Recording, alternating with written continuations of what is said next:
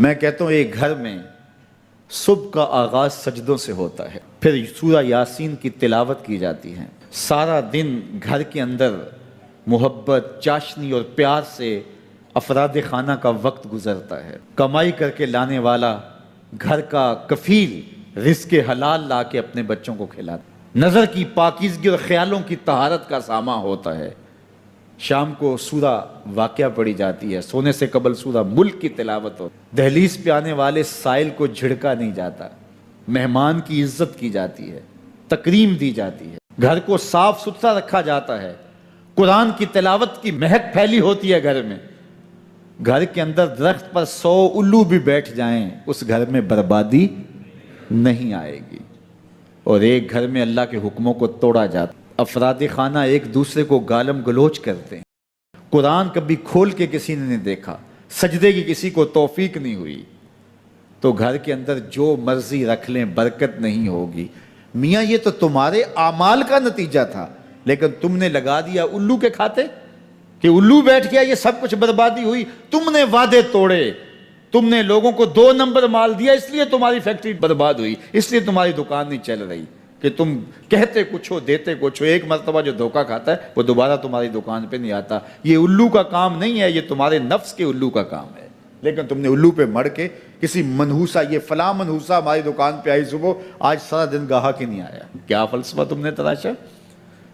تو فرمایا ولا حامہ، الو بھی کوئی چیز نہیں، ولا سفرہ، اور نہ ہی سفر کا مہینہ کوئی چیز ہے کہ آپ سفر کے مہینے کے نام لگا کر کے کسی چیز کا انکار کر دیں، یہ اللہ کی طرف سے ہے جو تمہیں نصیب ہوتا ہے۔ وَإِن يَمْسَسْكَ اللَّهُ بِضُرٍّ فَلَا كَاشِفَ لَهُ إِلَّا هُوَ، اللہ تعالیٰ تمہیں کوئی نقصان پہنچانا چاہے تو کوئی اس نقصان کو دور نہیں کر سکتا سوائے اللہ کے، اور اگر اللہ تمہیں کوئی بھلائی دینا چاہے، تمہیں بہتری عطا کرنا چاہے، فَلَا رَادَّ لِفَضْلِهِ، اللہ کے فضل کو کوئی واپس بھی نہیں کر سکتا، لٹا بھی نہیں سکتا، اللہ کے فضل کو کوئی ٹال بھی نہیں سکتا۔ سارا زمانہ لگ جائے کسی شخص کو نقصان پہنچانے کے لیے، لیکن اللہ کی نصرت اسے نصیب ہو، کوئی بال بھی بیکا نہیں کر سکتا۔ سارا زمانہ کسی کو فائدہ دینے میں لگا رہے، لیکن اللہ نہ چاہے تو ایک ذرے کا فائدہ بھی نہیں پہنچا سکتے۔ ایسا ہوتا ہے نا کہ مریض بہت دولت مند ہے اور اعلیٰ سے اعلیٰ علاج گاہ میں اس کو پہنچا دیا گیا، ہر وقت 5-6 ڈاکٹر اوپر کھڑے ہیں، ایک ایک سانس کو کنٹرول کرنے کی کوشش کرتے ہیں، کئی مشینوں کے اندر ایک ایک چیز کا ہر وقت ٹیسٹ ہو رہا ہے، لیکن موت آئی تو سارے ڈاکٹر ایک سانس کی بھیک بھی نہیں دے سکتے۔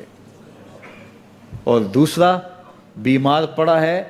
ہاسپٹل والوں نے بھی جواب دے دیا، اس غریب کو کسی پرواہ نہیں کی ہے، اس کو باہر جھاڑے میں پھینک دیا، میرا مالک شفا دینا چاہے تو اسے عطا کر دے۔ شفا اللہ کے پاس ہے، موت اللہ کے پاس ہے، زندگی اللہ کے پاس ہے، خیر اللہ کے پاس ہے، وہ جس کو جو چاہے عطا کرے۔ اپنے عقیدوں کو مضبوط کرو، اللہ پر توکل کرو، اللہ پر بھروسہ کرو، وہ چاہے تو ہوتا ہے، وہ نہ چاہے تو کچھ نہیں ہوتا، اس کے چاہنے سے ہے اور اس کے نہ چاہنے سے نہیں ہے، اس لیے اس کے چاہنے سے خیر ملتی ہے، اس کو خیر چاہے تو خیر ملتی ہے، اور اگر وہ کسی کی خیر نہ چاہے تو سارا زمانہ بھی لگ جائے تو خیر نہ۔ لوگ کہتے ہیں کہ الو آ گیا، اور جہاں الو ہوتا ہے وہاں اجاڑ ہوتا ہے،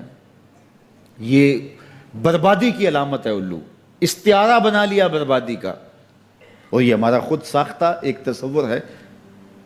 کہ جس جگہ پہ الو بولیں، الو بیٹھیں تو وہاں بربادی آ جاتی ہے۔ عجیب فلسفہ گھڑ لیا، الو کے بولنے سے بربادی کیسے آئے گی؟ اور اندر کا نفس الو بن گیا تو پھر بربادی آئے۔ اس کو دیکھو کہ وہ خراب تو نہیں ہوگا۔